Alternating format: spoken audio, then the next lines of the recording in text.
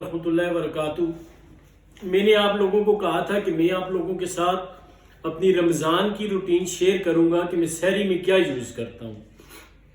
Normal day में मेरी जो मैं सहरी में 3 अंडे खाता हूँ, चीनी के बगैर चाय लेता हूँ, वो 2 बजे तक मेरी शुगर को ले आती है तकरीबन 78-80 पे। अब रमज़ान में मुझे क्या चीज़ चाहिए? मुझे रमज़ान में ज़रा सा कार्बोहाइड्रेट चाहिए और ज़रा सी ऐसी चीज़ें चाहिए जो 6 बजे तक मुझे स्टेबल रखें। सबसे पहले क्या है, निहार पेट, ये चिया सीड है, ये सेसम घोल है, ये तुख्मी मुलंगा है, और ये देखें मैंने पहले ही डाल दिया था। मैंने कहा वीडियो बहुत लंबी हो जाएगी। अब आप इसमें देखें, मैंने तीनों चीज़ें हाफ चम्मच इसमें मैंने भिगो दी।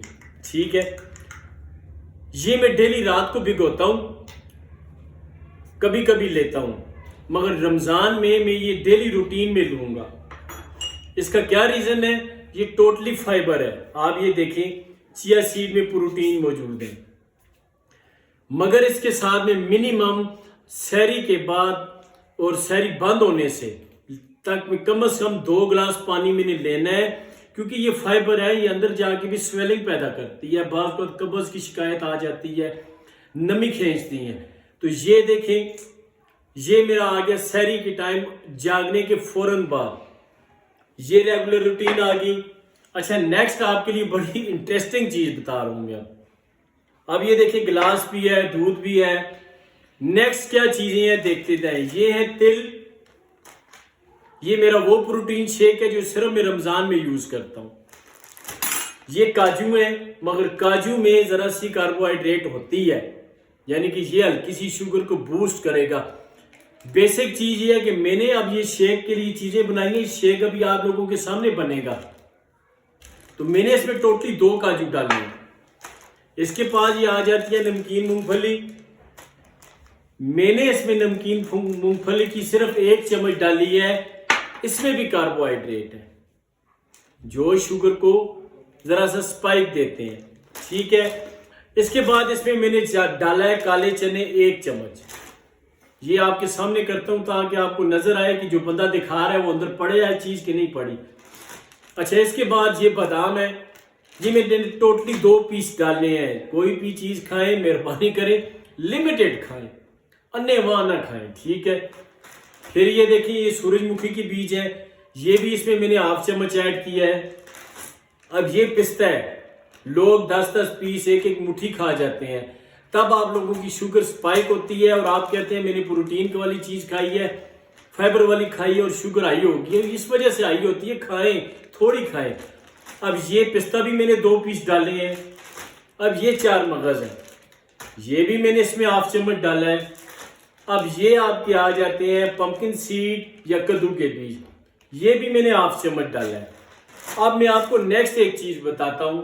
अब ये देखिए, अक्सर लोग कहते हैं ना कि हम दूध पीते हैं तो इसमें शुगर होती है कि नहीं होती। तो दूध में कार्बोहाइड्रेट होते हैं। अगर ये दूध पैकेट का है तो ये आपकी कार्बोहाइड्रेट है ज्यादा। अगर इसमें ये खालिस दूध है, इसमें मलाई निकली ना हो, मलाई मिक्स हो, तो फिर ये काफी हद तक बेहतर है। अब मेरी देखिए, ये मैं क्वांटिटी कितनी ले रहा हूं।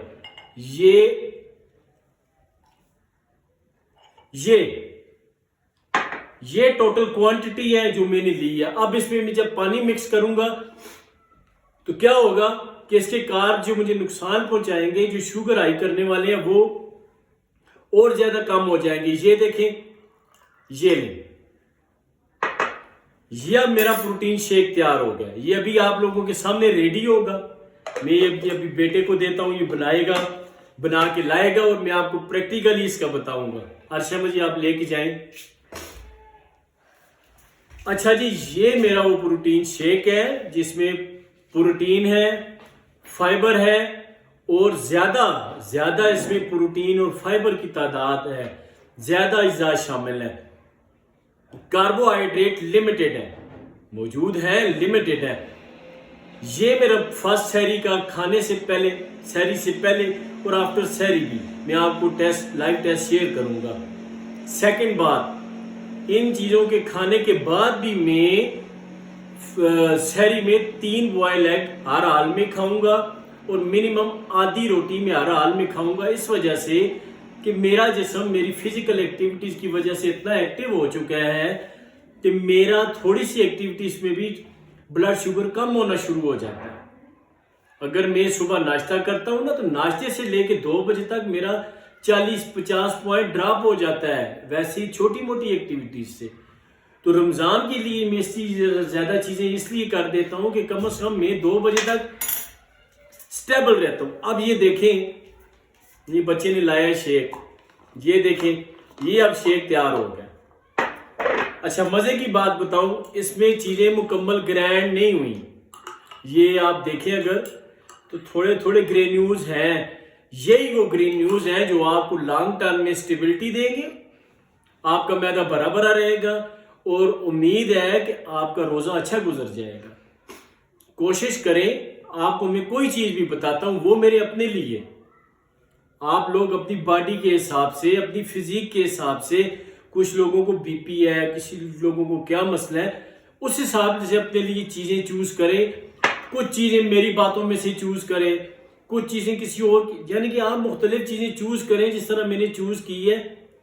मगर इसके लिए आपको अपनी physical activity, food control, physical activities, आपके मसल एक्टिव, फैट कम।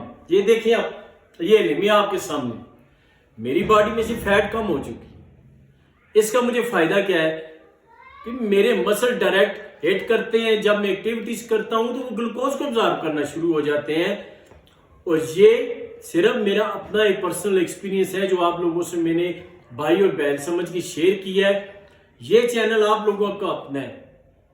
चैनल का मकसद ही ये है कि डायबिटिक वालों के लिए हर वो चीज़ जो मैं खाता हूँ, जो मैं करता हूँ, मैं आपको लाइव टेस्ट, आप लोग कमेंट करें कि आप लोगों को क्या चाहिए। आप लोग अगर मुझे कहेंगे ना कि ना पेप्सी पी के बताओ, मैं पेप्सी पी के भी आपको टेस्ट बताऊंगा कि उस पेप्सी ने मेरी कितनी ब्लड ग्लूकोज बढ़ाई है। ठीक है, चलिए शुक्रिया। सब्सक्राइब भी करें और मुकम्मल वीडियो देखा करें।